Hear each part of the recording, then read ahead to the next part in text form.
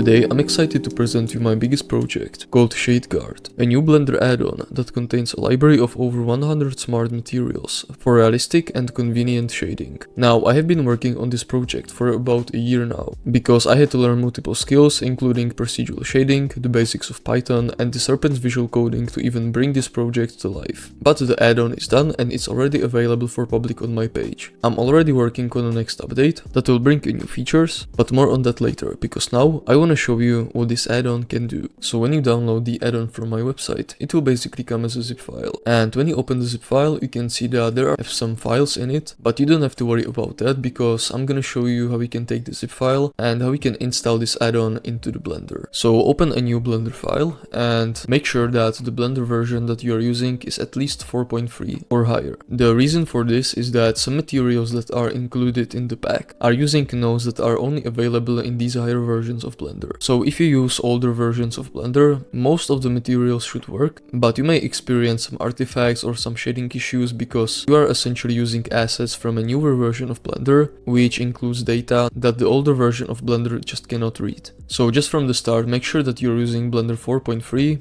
or higher. So let's install the add-on. Let's go to the edit and let's open the preferences. Now go to add-ons and you need to click on this button which is located in the top right corner, and you will click on the install from disk button.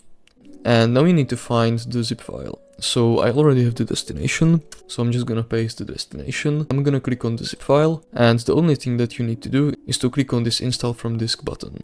Now when you do it, it may take some time, but now we can see that we successfully installed the add-on. After the installation, the add-on should be automatically enabled, as you can see here, but if it's not, you're just gonna check this checkbox. Now we can close the preferences, and now we can press N on your keyboard to open the side panel. And you can see that we have this ShadeGuard section. So when you click on the ShadeGuard, you can see that this is basically the add-on that we installed. Now, even though we installed the Blender with the assets, by default the add-on doesn't know where the assets are. But we can easily fix this by clicking on this refresh library button. Now this may take some time because the add-on is indexing materials one by one, and now we actually have access to all the materials that are available in the pack. I already mentioned this before, but this material pack contains over 100 procedural materials. However, I'm gonna be adding new materials frequently, as I'm gonna keep developing the add-on even further. Now the way how you can apply material with this add-on is pretty simple. All you need to do is to select a material from this icon gallery, and once your material is selected, you will also select the object that you want to apply the material to, and then you will click on this apply material button.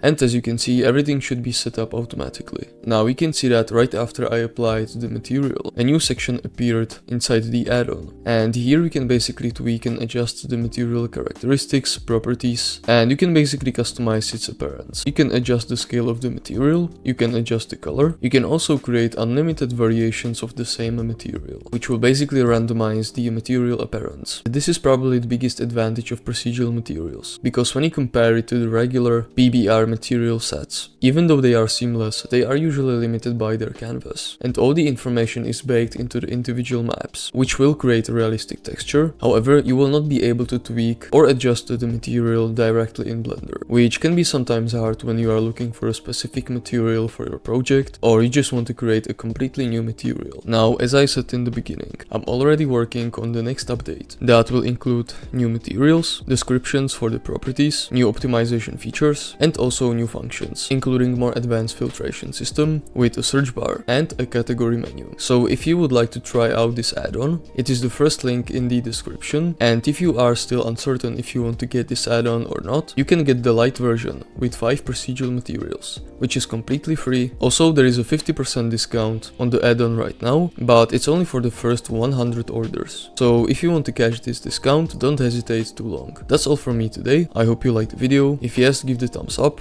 Again, the add-on is on 50% discount and it's the first link in the description. And I'm gonna see you in the next video. See you there.